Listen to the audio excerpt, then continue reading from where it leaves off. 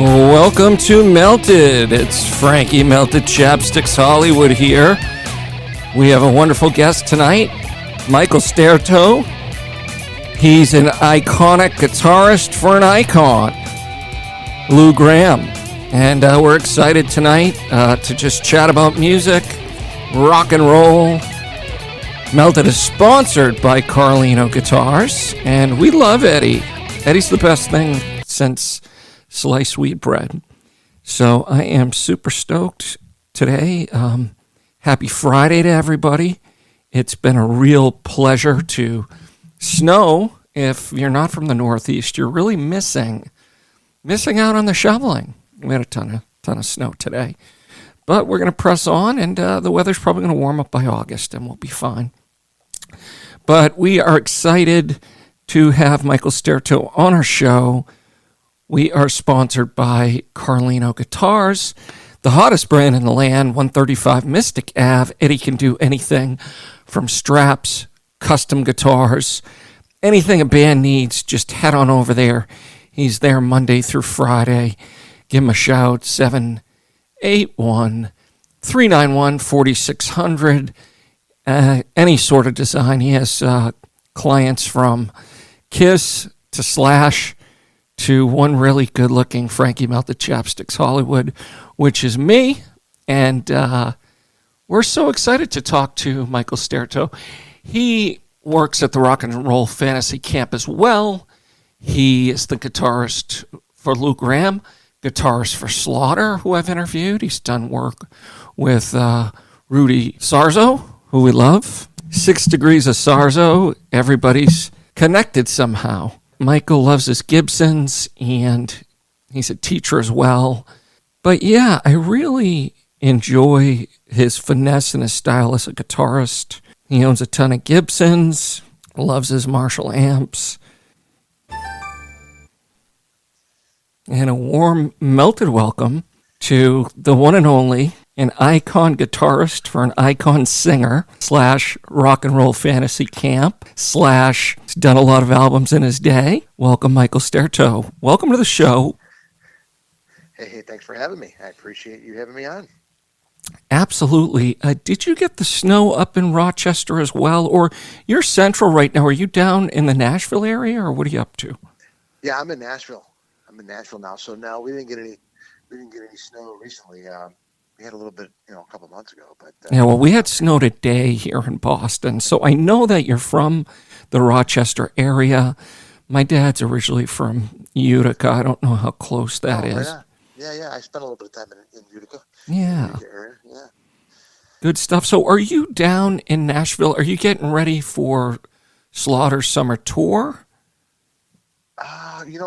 My involvement with Slaughter was in 2019 when I was doing fill-in dates for the band while they had conflicts with. That the band share. Actually, Mark shares his band with Vince Neil, so there was some conflicts they had with Vince, and Mark called me up and invited me to come out and do some shows with those guys for the summer, which was great. I had a blast, and I got to play with Blas and a bass player named Jamie Millard, who's also a Nashville guy, and we went out and did a handful of shows while those other guys were out with Vince Neil.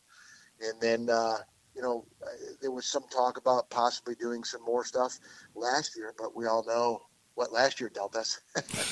Oh yeah, so, that's an understatement. Yeah, so I'm down here because we live here now, and we just decided to get the heck out of New York right in the middle of COVID, and we had been talking about it for a long time.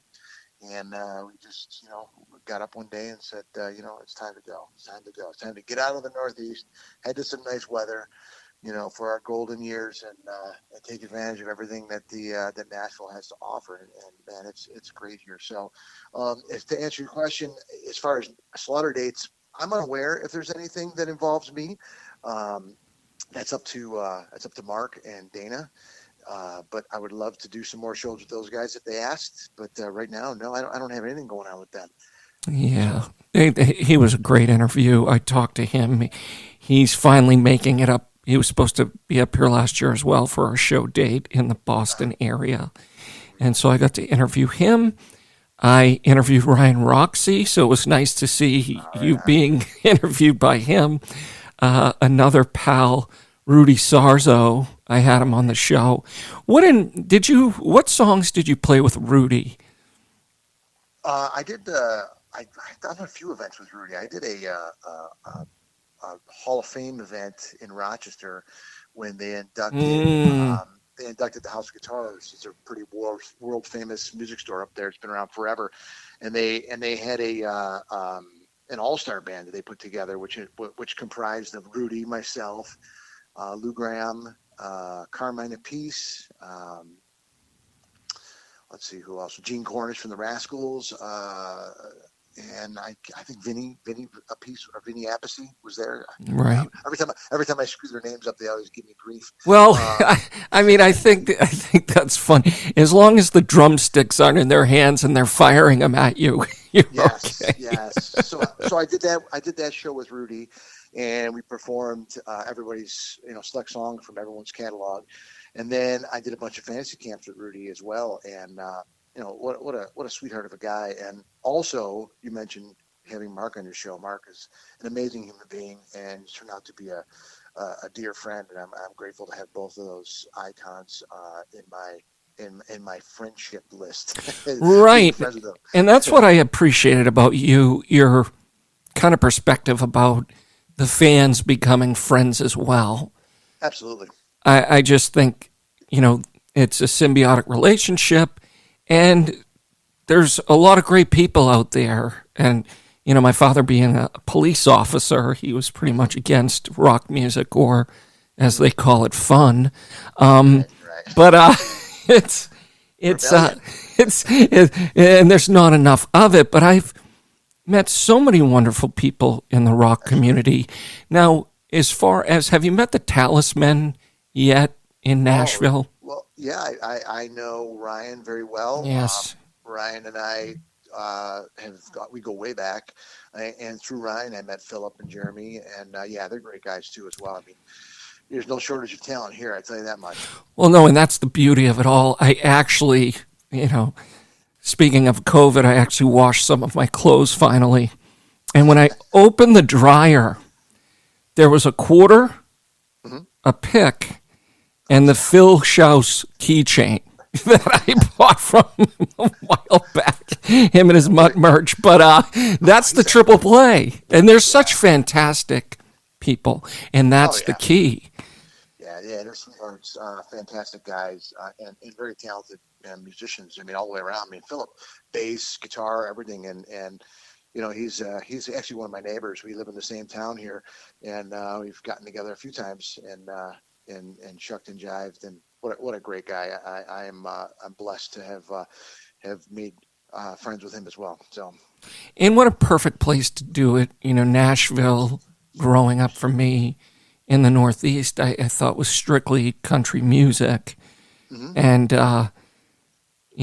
Jeremy, Phil, and Ryan, have proved everybody wrong. But there's a lot of great bands. Like I got to interview the True Villains beyond here. And in talking to, I had an interview with Sergio Ortega from the Dives yesterday. He said there are 60,000 songs released a day. Wow. And I was like, that's fine. Everybody's making their art. I think it's important to, keep doing that. But there is a solid rock scene in Nashville. Yeah, I mean, I think it's rebranded itself as Music City versus the country music capital of the world, which I think that very much is that. I mean, I'm not an authority on this area, as being a newbie, but from coming here for many years and now living here, just to see how they rebranded it as Music City is very welcoming. I mean, because there's all kinds of music. I mean, you name it. I mean, everywhere you go, I mean, there's amazing talent. So it's refreshing. It's encouraging, and it's energizing.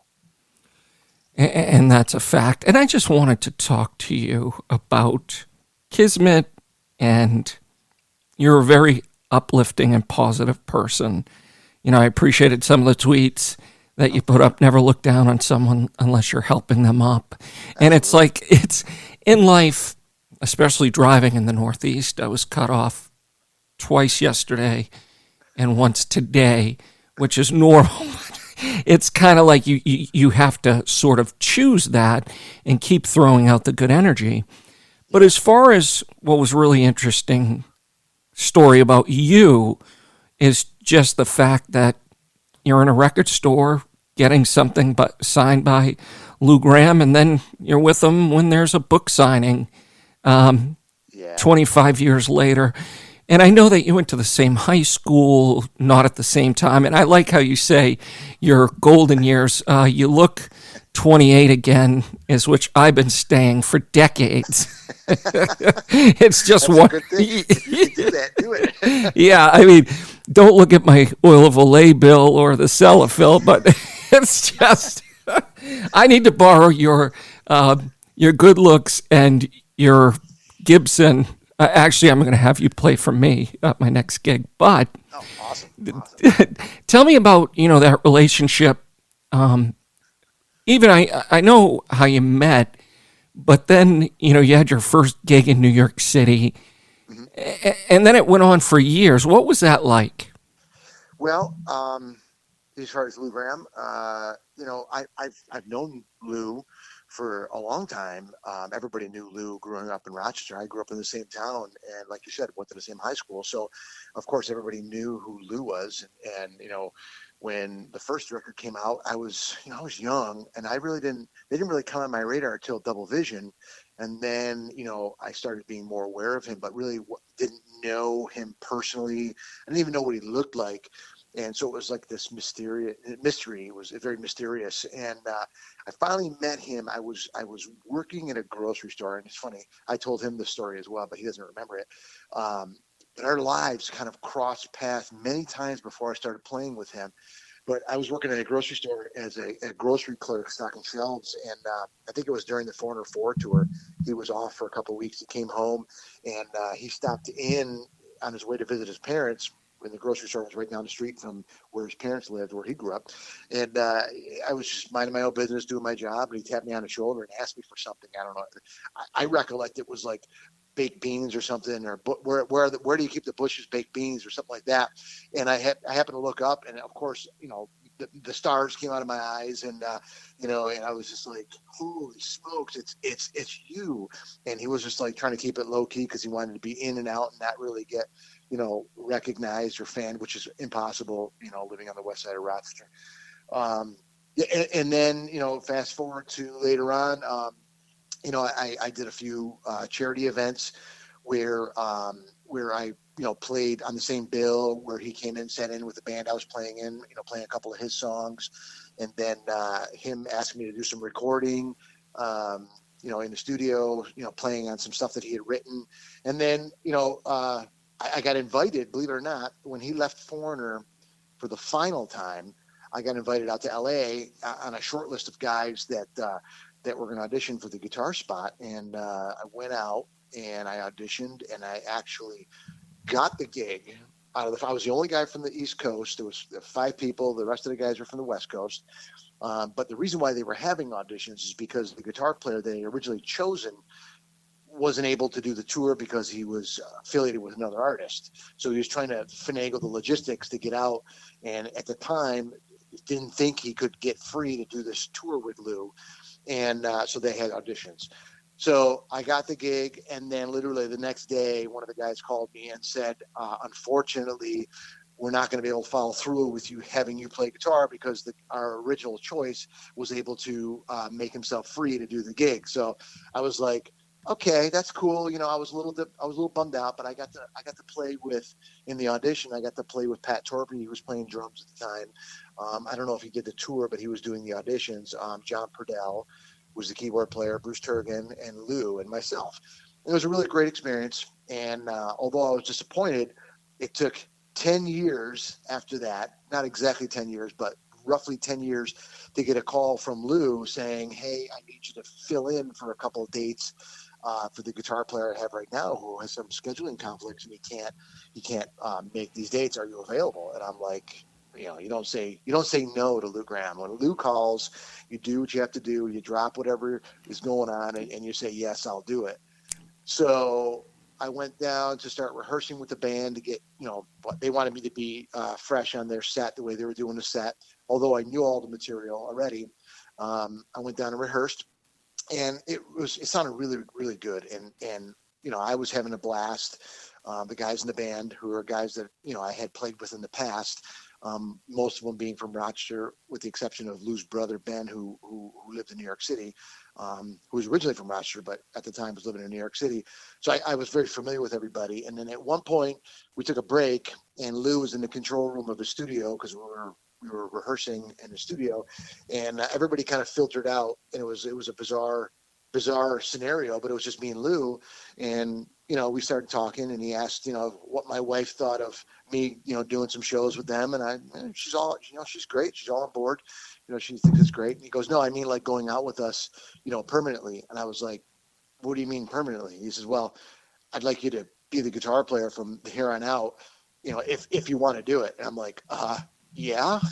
So here I thought I was going in to do some sub shows, and I ended up getting the gig, and it was remarkable. So I spent several years with him, and it was a dream gig, and getting to know him on that level was amazing. I mean, he's an amazing human being, as much of an icon that he is. He's just a regular guy, and he loves baseball, he loves muscle cars, and he's really, really dedicated to his family, and what more could you ask for out of a great guy? So, becoming friends with him on a personal level, getting to know him on a personal level, and becoming friends with him is a hidden blessing in and of itself. And the same thing with, like, Mark Slaughter. I mean, getting to play with these guys is phenomenal, but when you get to know them as people, and then you can call them your friend, that's a bonus above and beyond the music. It's just such a blessing to be able to have that, have that relationship above and beyond. Because a lot of times you play in bands, and you're friends with the guys you play with until you don't play with them anymore, and then you rarely hear from them, with the exception of a few here and there. But when you can still continue a friendship beyond the business, it's just a huge bonus. And having that opportunity with Lou, and a guy like Mark, it's amazing. I mean, I'm blessed beyond belief. No, absolutely. And with that, are you spiritual in any way? Oh, absolutely. I mean, I am definitely spiritual. I have faith, and I don't generally discuss, religion and politics in public, but yeah, I'm a very spiritual person. So, no, I things for me that have helped me. I mean, I haven't had alcohol in 10 years, as I say, for everybody's safety, is absolutely. I can't control people, places, or things. It's how we react to it. So I thought COVID was just going to be a long weekend. And with that, it's just, I've heard from some of your other interviews that you're spending the time working on different projects, etc. Mm-hmm. And that just, strengthens yourself musically, because you are an artist, in a band. And that's what I love of the philosophy of music, kind of like now.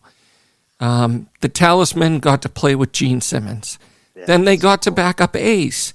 And it's kind of like Slaughter's guys get to go over here, where before the philosophy was, we're locked into each other. But was Lou Gramm, was that your last year with him? Was it last year? It was 2018. We finished at the very end of 2018. I think it was literally December 28th was our last show in Schenectady, New York. And it was very unceremonious. It was very uneventful. But, Lou had been saying, for years that he wants to retire, and he wants to scale down and do things on his own terms. And, God bless him, man. I mean, the guy's done it. He's seen it. He's been there. He's rode the top of the wave, and he has nothing left to prove. I mean, he's in the books for history. And the only thing I think left for him would be to be in the Rock and Roll Hall of Fame, which doesn't make sense to me why he's not already. Well, he will be and should be. Man, I don't know why he's not, but I hope he gets there soon, because he deserves to be. And I mean, we ended. He decided he wanted to call it quits and do some select shows, with without his own personal band, without the rigors of having the entire organization. And God bless him. I mean, I think I've told him, like I told him at the very last show, I said, you need me, you call me, I'm there. So if he called me tomorrow to do one show or to sit in and do an acoustic thing, I like I told him, I would do it in a heartbeat for him, because I owe him a huge debt of gratitude for helping me, move my career in the direction that it's gone in. No, what if it's just it's life changing. It's, again, you putting out the energy and the work into it to be able to be there at the right place at the right time. That's what my dad always said, was keep preparing and just be ready for that time. And you said it yourself. They wanted me to learn, one album, I learned 2, or Right. Here's 6 songs, I'll learn 12. Just in case. You just never know. Well, you have to over-prepare, because if you under-prepare, now your back's against the wall. And if I'm hiring somebody, I'm hiring somebody because I want something. I want what they bring to the table, and I want, greatness. And I would think that somebody hiring me as a sideman or an artist, a studio guy, or whatever, that they're hiring me for a reason, and they have an expectation, and it's my responsibility to deliver. And my philosophy is not just to deliver. My philosophy is to over deliver and give them more than what they're asking for. And, because that's what I expect out of myself. And I don't expect anything less than anybody else. So. No, absolutely. And I saw a thing. Are you on LinkedIn? Yeah. Which I have been in corporate sales a lot of my life. Oh, cool. And every time these sales organizations, we want our rock stars. Yeah. And then I walk in with long hair, they don't hire me. I am a rock star, bro. Like, what's wrong with you? Well, I think that the term rock star is so overused these days, because everybody wants to be a rock star, but nobody wants to put in the time and put in the energy. And what it really takes to I don't consider myself a rock star by any means, but the lifestyle that we the perception of what we do is so alluring to people, but they don't realize that what we really do. Have you ever seen those memes that says what they think I do, right. What I really do? I know I'm still working on some of the modes myself, but it's like you continually, that's what the reality is. So I saw that thing about LinkedIn with you. I was like, I can't wait to ask you. The other thing is, as well, I saw you on YouTube on, how many cruises did you do with Lou? We did. We were supposed to do a few. We ended up doing one 80s cruise, which was phenomenal. There was another one that we were supposed to do at the beginning of 2018, and this is pretty ironic. We did a show, a corporate event in Jersey City, about 2.5-3 weeks before the cruise, and everybody in our crew got sick, kind of like what is happening with COVID. And I swear to you, I was on the couch. We got back. I was on the couch. I couldn't get off the couch for 10 days. I was so sick, and we were all sick. And we had to cancel a series of shows. And we definitely couldn't go on the cruise because literally, I couldn't get off the couch. That's how sick I was.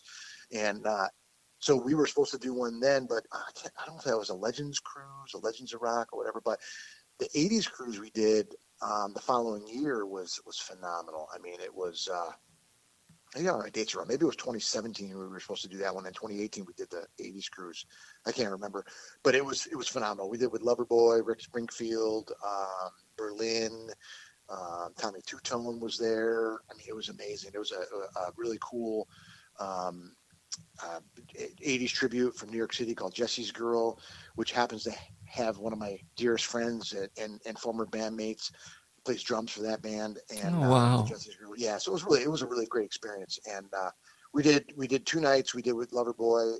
We flip-flopped as far as the headliner spot. We played first one night, the early show, and they played late, and vice versa. And the energy was incredible. And it's just like a floating meet and greet. The people that are on the cruise that pay to go on the cruise are amazing. You get to hang out with everybody. I mean, it's just like one amazing conversation after another, and it's not like anybody's overzealous. They're just kind of chilled and hanging. It's great. It was such a great experience. Yeah, it's nothing like, it's something called vacation, which is playing some music, running around, maybe humming a few Beatles tunes, and then Yeah. doing your set, which I had the pleasure of interviewing the rabbi of rock and roll, David Fishoff, like a All month right on. ago. All right. OMG. His story, his personality, it's just so much fun. He's so humble, and he's just a lot of fun. I asked him if he invented fun. What was that experience like? How many camps did you do? What was that like for you? I did 3 camps, and it was amazing. And I think actually you called him the rabbi of rock and roll. I think his brother Joe, who's a drummer, is actually a rabbi. And he Yes, was he a has rabbi. so many. He has a lot. That's why I said a rock and roll, so he could fit in with the whole family. I think his father was Yeah. as well. Yeah. So fantasy camp is an amazing experience. I mean, David really hit the nail on the head with the whole experience for people going and being a counselor is almost like being a music director. And for me, it was a very comfortable experience. Um, but on top of the actual music part of it, again, becoming friends with the people that are in your camper band is a huge bonus. I mean, a lot of the people that I had over the course of several camps, they would come to shows and we'd be able to hang out. And I still talk to a lot of these people. We're friends on social media, and some of them, I run into when I'm on tour and get to hang out and spend a little more time with them, because you really get to bond over those 4 days. And you're taking these people, and most of these people are professionals in their work lives, and at a very high level, and they're wickedly out of their comfort zone, and it's very humbling for them, and it's very humbling for me, because I forget. I just kind of take for granted what I do, and it's just kind of it is what it is. And these people want to be the rock star. They want to have that, and they're paying for that experience. And it's our job to give them that experience, and give them their money's worth. But you kind of forget about all that aspect of it, and you get lost in the moment and you enjoy it. And it's a very emotionally bonding experience. And what I take from it the most is becoming friends with these people after. I mean, lifelong friends, and keeping in touch with them over the years. It's amazing. What a bonus. It starts out like everything, like a business situation, and then it's like, you transcend that and become friend, on a personal level. It's so enriching. It's such a positive experience. It's phenomenal. Yeah, it really looked like Rockstar, the movie. I was just blown away by it. Mm. And, that's the whole thing. I started playing music later in life, Mm-hmm. and it's a lot of work. I mean, It's a lot of work. I mean, just getting this down and the metronome, and working on songs. And do you give lessons now? I do. I do Skype lessons. So I'm actually I'm able to connect with anybody around the world, and all anybody has to do to find out about that program is contact me via my website, or via social media. And they're more of a excuse me, they're more of a master class. And what I mean by that is it's more for experienced players and mentoring, and to try to give them a little private one-on-one, over the internet, one-on-one advice. We talk about gear, we talk about playing, we talk about modes, we talk about scales, we talk about stage presence, we talk about mindset, we talk about anything that that would categorize of what to do, on how we do what we do, how to do that. I mean, it's mindset. I mean, positivity, overcoming stage fright, nerves, having nerves, how to overcome that, how to perform, how to look good on stage presence, um, you know, from A to Z. So it's not just for guitar fundamentals. It's a lot of these Skype lessons turn into, they're an hour long, and you might talk for 10, 15 minutes, and then we play for another, the remainder or whatever. And sometimes it's just conversation about, how do you get that sound? Why do you bend those notes? Why do you phrase like that? How do you make a solo? How do you make your playing sound melodic?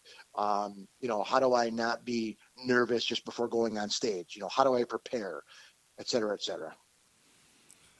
Well, yeah, Ringo was even nervous every Yeah. show until he went up Well, and hit the first, snare, etc. And I even, in talking to Sergio yesterday with the Dives, he played at the O2 Arena. He played open for Kiss, for 3 weeks, and he's doing a show coming up, just a bar in New Jersey, New York, and he's nervous. And I said, Bruce Lee was nervous before fights. Even Bruce Lee, and what he called it was an anxiety burger. He would eat the burger and then go kick someone's ass. So it was like... Well, I think if you don't have that little bit of nervous butterflies in your stomach before you hit the stage or before you perform, then maybe you should think about not performing anymore. Maybe that because I think that's that whole exhilarating anxiety like you talked about. That's part of what drives you. It's like, I've never skydived before, but I can imagine how I would feel stepping on the corner of that door on a plane. And, I remember as a kid being afraid to get on an escalator. And I was someplace recently and there was an escalator and I still got that little butterfly in my stomach getting on the escalator. So I probably would equate that little anxious, anxiety or nervousness to stepping on stage. I think if you lose that, then you're kind of losing the passion and the exhilaration and what we do, why we do it. It's that feeling, My uncle also said you get those feelings because you did prepare. And yeah, that makes me feel good about that sort of stuff. Yeah, I mean, you want to be good. You want to perform, and you want to give people their money's worth, and you want to measure up, and there's that whole thing that you wrestle with as well. You have that mental, am I good enough? Did I play good? Did I suck? Is everyone going to think that I'm a horrible player? Did I let people down? Did I let the artists that I'm working with down? It's just that consciousness that goes into the professionalism, and if you go in there and you're just arrogant and cocky and you don't care, you're probably not going to get called back. So I think that's kind of the right perspective to have, at least for me. That's the way I look at it. I mean, other people can have differing opinions, and that's cool too. Have you ever thought of writing a book on that? Well, I joke with a few friends that I've been working on a book for a long time. I'm not, but I joke about doing a book called The Moderately Successful Guitarist, and talking about being very humble about it and trying to explain my journey through to where I started to where I am now and where I hope to go, and it is a journey, and I hope to have hope to. Yeah, I don't know if I'll have an opportunity to write it. I don't know if anybody would buy my book if I did. Well, no, this is the thing. It's like I think they would. I think it's again like anything, like writing a song, collaborating, writing this stuff down. Our memory museums, like there's just so much stuff back there that you think and you're like, wow, this is incredible. This really helped me. Like if I think about it, we'll talk about Oxygen, Shag, Glass Mountain, several voltage overloads. Oh, right. I mean, these are your experiences. What was that like cutting these albums? It was, it's a great experience. Each one was an individual experience unto itself. So, maybe I could quantify it with a pamphlet about my career. You can pick it up at a rest stop. So the Voltage Overload records were a project that I was involved in. One of my guitar techs, when we weren't touring, was an Angus in an AC/DC tribute band, and I used to kid around with him all the time and say, well, if your Malcolm ever quits or breaks his arm or whatever, and you need somebody in a pinch, call me. I'm totally versed in that AC/DC catalog. And one day we were recording in a studio, and he was doing my guitars for me, and then he's like, dude, I got a split, I got a gig tonight, I'd really like you to come when you guys are done, come down to the show. And so we went down to the show. He split from the studio, went down to the show, and he on their break, they did like 3 sets. They played all by themselves, no opening band, no closing band. It was just a full night of AC/DC. he pulled me aside and said, "Hey, man, the rhythm guitar player said that he's going to be quitting, and would you fill in for us, until we find somebody?" And I'm like, "Sure." And anytime I was available, I would go play with those guys. It was a blast. Like, I loved it. It was such a great experience. So that led to being invited to, while I was participating, being invited to record a song for those tribute records, which seem to be very, very popular now. So what we did is the first one, we took a live tape or a live recording and submitted that. The second one, I suggested to the band, because I had my own home studio. I said, why don't we cut the track ourselves? And we did that in my home studio, and I produced it and got it all together. I was really proud of. I think we did Night Prowler, and it came out really, really good. I really think it showed the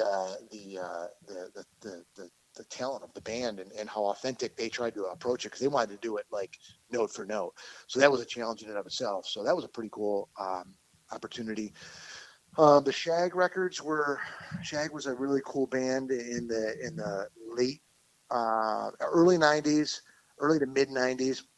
Probably right around the time Slaughter was coming out. Maybe Slaughter had maybe they were around the Wildlife at that time, and we were very influenced by them and the Bullet Boys and Van Halen and Aerosmith. So we were an original band, a cover band, trying to be an original band in a cover market in the Northeast, where we all know that generally when you play clubs and venues such as that, they really don't care about original music. They want to hear covers because they're selling beer and cigarettes. And so we were struggling as an original band, and we actually started to record a second Shag record. And we were talking to Rick Nielsen from Cheap Trick to produce us, which was really, really exciting.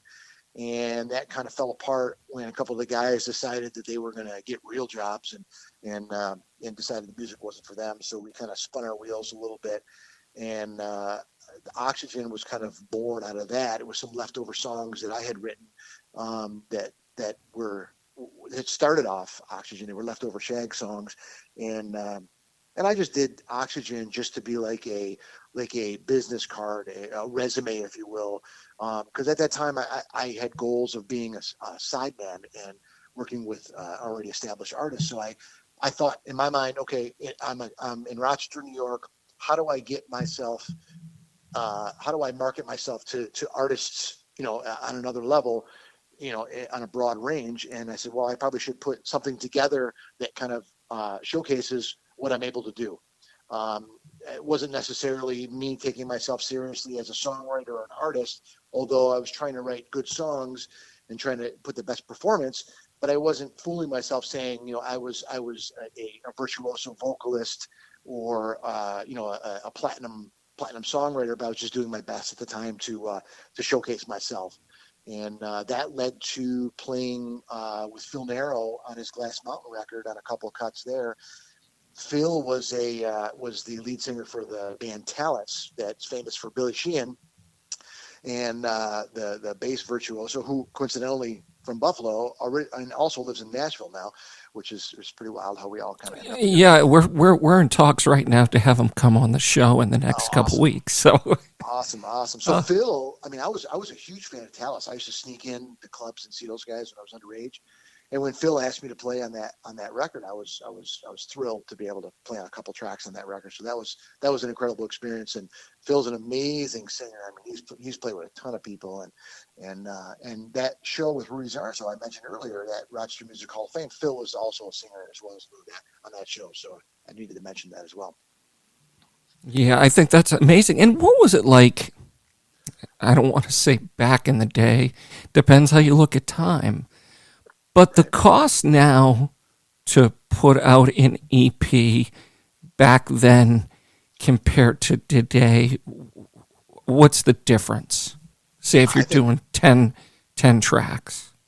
Well, I think I don't know if you put out actual physical music anymore, and I think it's a lot cheaper to be able to release music because you can do it digitally, and people can record in their own home studios because technology has become so readily available and so inexpensive that I hate to say the cliche that anybody can do it now themselves. But what separates the men from the boys, as far as back then, you'd go into a studio and you'd cut the tape, and you'd play, live in a room with everybody versus now you just kind of send WAV files back and forth, which is not a bad thing. I mean, thank God for technology, especially during COVID. I mean, that's exactly what I think everybody, including myself, was doing during COVID is sending tracks back and forth to people that, playing on things and collaborating. So I think it's probably easier to do now, and you're able to release music via digital. There's one here in town. It's a new one. I can't remember. DigiKid or something. I can't remember. And then there's CD Baby, and you can release it yourself on your own website. I think the challenge is marketing is having that push and being able to compete with the bigger artists. But I think it's definitely more it's easier, less expensive now than it was, say, back in the 70s, 80s, and probably early 90s, where you had to go into a proper studio. But the other question is, it seems nowadays that you can have several million listens on Spotify and you're not really making any money. So what do you tell the musicians? If you're recording and writing music to get rich, you're doing it for the wrong reasons. You need to write and record music for the love of your craft, to further yourself as a songwriter, further yourself as a musician, and put it out there for the passion. If you make a lot of money, great. But if you go into it expecting to make a lot of money, it's almost like buying stocks and watching the market every day. You leave Dogecoin out of this, young man. Right? So seriously, I mean, you gotta let it go. And like I have an EP recorded right now that I might do a full length, but I don't know if I'll do a physical copy. I don't know if it's worth doing a physical copy or if it's worth just doing, everything, via Spotify and streaming. But what does that mean? So let's think about this. My friends up in, actually Buffalo Rock City, they did a Kiss tribute band. Oh, right on. And, they sold it on Bandcamp, but you could buy the vinyl. Ryan has the Hair of the Dog vinyl. Mm-hmm. I mean, again, we're doing our art to do our art. But then to monetize it, does that really appear anyways? I know we're not doing it to do it, but when does it monetize? Well, I mean, I definitely would try to recoup some by monetizing it. But I guess what I'm saying is, if your goal is to release 100 copies on vinyl and your in money is X, and then you're trying to sell it, what is your threshold of time and pain before you break even and then become profitable? I don't know what the expectation is. What I'm saying is, if you go into it as an artist thinking, I'm going to do this just because I want to invest and flip the music and make money in a certain amount of time, I don't see the return. And I'll tell you, the reason why I say that is because when I was playing with Lou, we recorded a full-length record that sits now in a vault and never to be heard, because he didn't know what to do with it. He didn't know the right method to release it, and he didn't have the faith in radio for promotion, because he comes from that school where you release a record with a major label, you have this tremendous marketing budget, you go out and tour to support the record, radio plays, it all works like gears together. And for him to sit there and say, and this is a guy who sold 100 million records, and for him to sit there and say, I don't feel comfortable putting it out there, I don't see the return on investment. If radio is not going to support it, then what are we doing it for? Just throwing money out the window. It's like a bad investment. And we tried to play some of it live, and people really didn't care. People wanted to hear Hot Blooded, Midnight Blue, Jukebox Hero, and rightfully so. I mean, those are are amazing songs that are institution. They're ingrained in our lives. They'll be around forever, and they stand the test of time. So that's the trick. I mean, putting something out there and see if it sticks. Don't do it for money. I mean, do it because you're trying to perfect your art. That's my perspective anyways. And taking some advice from other successful artists, I've had conversations with, what do I do with my stuff? And they're like, well, if you don't have the money to market it, then, really, what are you doing? So it all comes down to self-promotion, your motivation, and what your intent is. What are you doing? From me, that's from my perspective.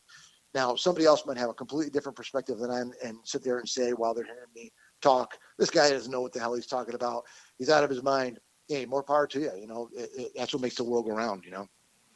Well, I'm leaning with you. I'm sorry. Well, I tend to be a realist. Yes. I'm not 25 anymore, and You're 28 again. I'm 28 now. 3 years ago I was 25. So I just stay at 28 for decades. It's fine. It's so good for us. But recently as well, you have that in a vault. I know you've been doing stuff over the years. Anything you're releasing shortly, or what are your plans? Once everybody's trying to figure out, we can slowly move in some states, and other states we can't. I'm glad to see Nashville's coming back. Absolutely. I think a lot of other states are coming back too. A lot of other cities are as well. I heard Vegas is going to be opening up pretty soon too, which is a major bonus for the entertainment industry, period. My plans are, we moved here in July. We moved here last July in the middle of a pandemic. And I just want to see where I fit in this city. I mean, it's an amazing city. It's energized. It's vibrant. There's talent everywhere. The energy is incredible. I thrive on positivity. I thrive on creativity and energy and all this stuff. So I'm really, really enthusiastic about any opportunities, anything that might present itself. As far as immediate plans, there's a couple things that I really can't talk about right now that are kind of brewing, that I've talked about for a while that COVID had shut down. Hopefully I'll be able to talk about that in the near future. We'll see. I'm open-minded to do anything. I mean, somebody asked me the other day, they said, are you up on your country chops? And I kind of chuckled. And I because of our earlier comment about Music City, I'm open to anything. I mean, I would definitely, consider, playing with an established country artist or something of that vein. I'm not closed-minded to anything. I'm a musician, and I want to expand my talent, my ability to. I don't want to limit myself and be pigeonholed just as one style or one type of player. No, and that's the good thing about being versatile, and also having such good relationships. You've played with several multi-platinum artists. Pretty incredible. Yeah, it is. And then you got to play with Neal Schon, correct? Well, I didn't actually play with him, but we did a few dates with Journey when I was playing with Lou, which for me was, I mean, if my career ended tomorrow, Journey, for me, Neal Schon was like well, for him, it was Eric Clapton. And like I told Neal, I said, like Eric Clapton's to you, you are to me. So for me to be able to play with Journey and share the stage on the same bill was incredible. I mean, where do you go from there? I mean, well, you know what? This is my thing. Two things is it must have been nice. You do your show. You also get to just chill and listen to them. It's awesome. Well, so here's a great story about the very first show we did with them in Puerto Rico. And, I went to the venue early and I wanted to watch soundcheck, and it was great. I hung out with Neal for a little while, and we were direct support, and we played right before them. And this is our first show with them. And of course I'm like giddy as all, like a schoolgirl, just giddy as all get out. And we broke into our first song, and I looked over to my left, and I was, if you're looking at the audience, I was on the right side of the stage. So I was farthest from the opposite side of the stage, where the entire Journey band was standing watching us for the first 2 or 3 songs. So like, talk about a pinch me moment. I mean, I learned a lot of my guitar playing from listening to Neal, the early Journey records, Escape, Departure, Evolution, Infinity, and the Captured live record was for me was like where I cut my teeth. And having that experience was just incredible. I mean, I remember coming home from that run, and I was just like, how do you top this? And there was many moments after that that were equally as cool, but for me, it's just that was the top of the mountain for me. Now that's amazing. That's like a quick Led Zeppelin moment for yourself. Yeah. To see your hero to do these things. What were some of the most fun places you traveled? Oh man, playing? Europe was great. We played in Germany, all over Germany, Switzerland, France, South America, all over Canada, the States. I mean, I got to see so many really, really cool places, play with really great bands I grew up listening to, guys I idolized, and sharing stage, and again, becoming friends with these guys, is an incredible opportunity. And we did.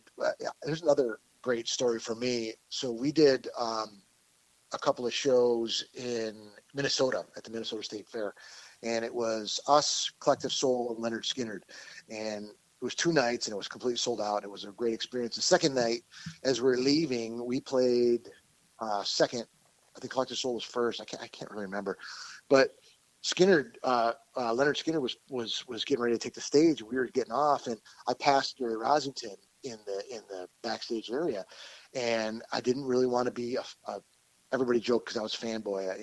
I'm totally into all the guitar players, and I just kind of gave him I nodded my head, and he looks at me, he points, and he goes, "You're Lou's guitar player?" And I said, "Yes, I am, sir." And I reached to shake his hand. He goes, "You're a badass." And I was like, wow. What do you say to that, right? I'm just like speechless. And I'm like, "Sir, thank you so much. You're Southern rock royalty. I mean, I can't believe. I know you're lying to me, but it's very nice." Yeah. But it just blew me away. I mean, it's just stuff like that that's pinch me moments. So traveling, and meeting these other people and getting to see the world, and playing an amazing catalog, Foreigner and Lou Gramm solo material is just a blessing. Getting to play the Slaughter set. I was a huge fan of Slaughter when they first came out. I owned Stick It To You. I owned Wildlife. I owned, several albums after that. And, when Mark called me, I was blown away that he reached out to me. And ironically, when Tim Kelly passed away, I had tried to get in touch with the band to get an audition in the event they were auditioning guitar players. Now, everybody knows that they didn't have auditions. They hired Jeff Bland, and he's an amazing guitar player, an amazing singer, and rightfully so. And to get that opportunity so many years later, being a temporary opportunity, even temporary, is amazing, because I loved that first record, and actually the first 2 records I loved. And Mark, I was a fan of Mark and Vinnie Vincent, him and Dana, when they played in the Vinnie Vincent Invasion. And to me, it's just amazing. And I really believe that we talked about positivity and exuding, that energy. I think if you put that positive energy out there, no matter what you do in life, no matter what you do, if you put positivity and energy like that out there, you're going to attract that kind of energy back. And I really attribute all the opportunities and the really cool experiences that I've gotten in life for having that perspective. And that doesn't mean that I always had that perspective, because everybody has a bad day. But I think if you try to, overall have a positive outlook, I think that good things will come to you. Well, my grandmother said, she's from Ireland, it cost nothing to be nice.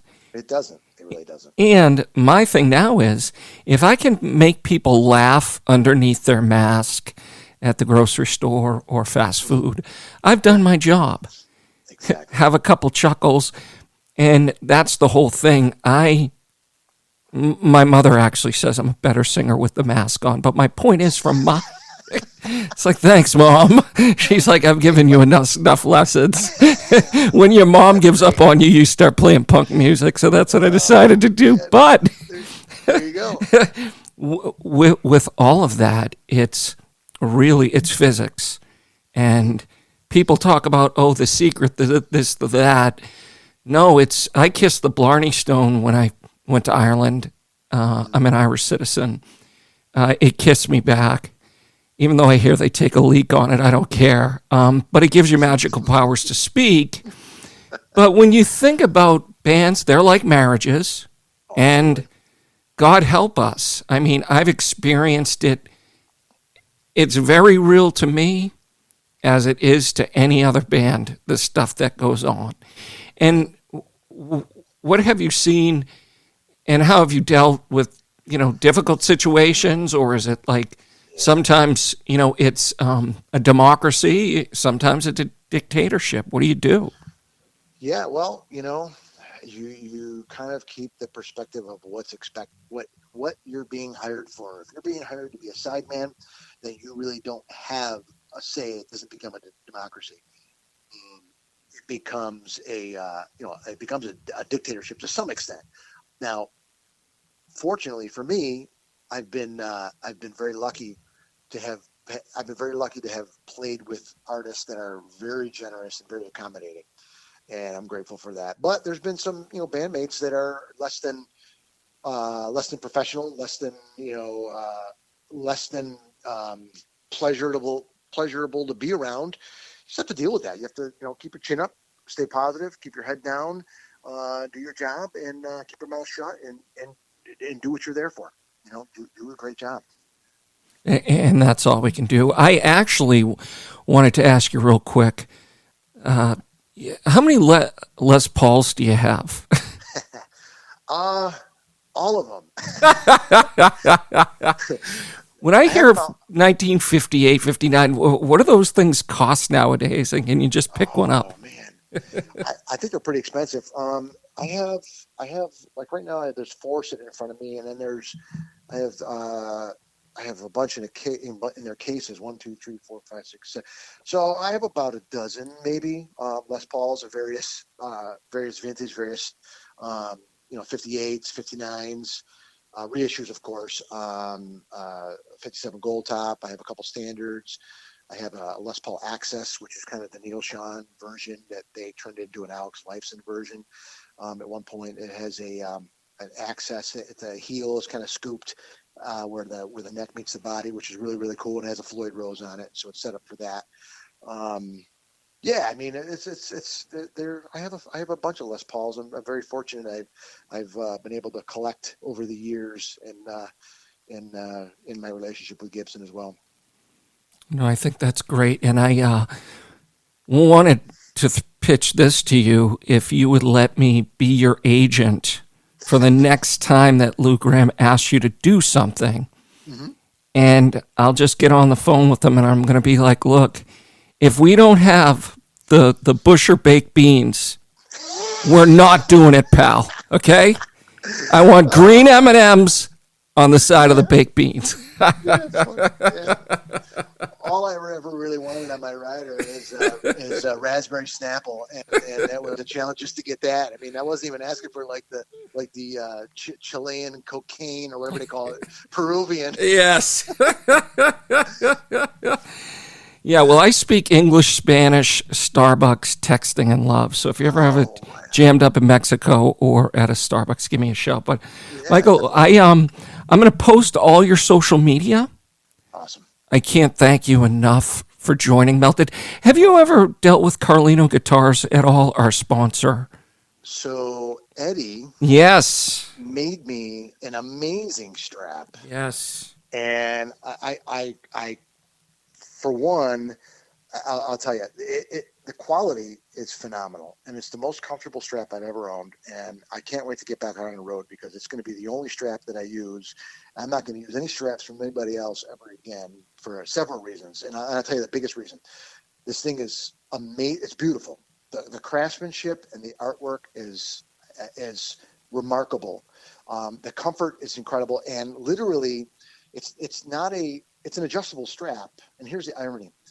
When I received it, I took it out of the box, put it on my Les Paul, threw the Les Paul over my shoulder, and it was exactly the right playing height.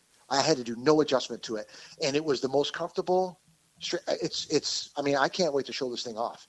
It's amazing. It's amazing. He is an amazing craftsman, and I can't wait to meet him in person either. Well, you're welcome up. Hopefully we'll get your show, get you up here. His store stocked with wonderful guitars he made in 2017, 2018. One of the replicas that Paul Stanley uses blinged out with one of his straps, because if I don't know how to play the thing or sing, I'm going to look good doing it. Damn straight. You have to. You have to. That's part of the package. And I take my drink tickets and I give it to my friends in the audience. Yeah. So just to expand a little bit on Eddie, I've been on his website and been looking at his Carmine guitars and the Explorers that he's made for Rick Nielsen and all the guitars. And I can't wait to try one of his guitars. And I've played a couple that he's made for Mark, and those are incredible. And, oh my God, yes. I've seen those, yeah. I'm just trying to deduce in my mind which one I want. Right. To get the commission him to make for me, because I just go back and forth. They all look phenomenal, and I'm probably gonna have to buy one of each from him. Yeah, why not? And I think we should throw your name on, like right across it. Yeah, that'd be great. I would love that. I mean, right on the fretboard. Right? we don't ask for much. No, he's amazing. So, but yeah, yeah, Eddie's great, man. I like I said, I can't wait to meet him in person, and I can't wait to play some of his instruments. They look phenomenal. Well, we can't wait, my band. We can't wait to open up for you. So whenever that happens at a barbecue at the O2 Arena, we're ready. But let's not have you open up. Let's have you co-headline. Okay, we like that. Thank you so much. Absolutely, because it really doesn't matter who's playing first, who's playing second. We're playing together. Yes. Will you get that book written already? You got that right, buddy. And I wanted to leave you with this too. There's a really, really famous DJ in Rochester on one of the radio stations up there, and he's been a staple. And his name is Brother Weeze. And one of the things he says every day when he signs off his show, which is something that I've adopted myself, not necessarily the saying, but the philosophy.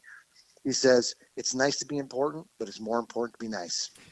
Exactly. And those are words to live by. Words to live by. I love it. And you're in good hands in Nashville. I'm so happy for you. I was thinking of doing that myself at some point in time. Why not? I mean, it's snowing. It snowed today up here. I'm like, what am I doing with my life? So shoveling. I was laughing because the snow we had, literally the bad storm we had that shut the city down, it was more ice than anything, but the snow was like a dusting on my car, and I was just kind of chuckling that everything was shut down. I'm like, you're kidding me. I can go outside and I could blow on my car with my breath and get it, I don't even have a snow brush anymore. And I got rid of my ice scrapers and my snow brushes, and everyone here is kind of panicking, but that's their normal. They're not equipped for that kind of weather and the ice and the driving and all that good stuff. But you know what? I'll take it any day over a Northeast snowstorm, because I find that the people that enjoy snow do not participate in its removal. Therefore, they're disqualified. They are, and they're having a tribute to Eddie Van Halen at the end of the month. Yes. Are you going to be going down for some fun there? Or? I'm thinking about it. Yeah. Good stuff. Thank you so much for joining us. Oh, absolutely. Thanks for inviting me. I appreciate it. Sorry about the touch and go communication to get this thing coordinated, but I'm glad we were able to make it happen. No, of course. And you know what? A song I wrote, I'm famous in my own mind. Let's just keep it that way. I'm huge in Japan. Yes. I just love it, Michael. Keep up the good work, and I'll be in touch with you. Cool. I appreciate it. All right. Have a great night. You too, buddy. Bye-bye. And that was Michael Staertow. It was such a good conversation about his life in rock and roll, his work with Lou Gramm, just touring the world. He gives lessons, living in Nashville now. He's brilliant with the work he does. And just good insight on his career. And, it just takes time. You keep doing what you love and great things happen. And he is a testimony to that. And we are melted. Thanks for this tasty lick by Joe Filoni. Thank you, Michael Staertow, for joining us on Melted, sponsored by Carlino Guitars. And everybody have a great night.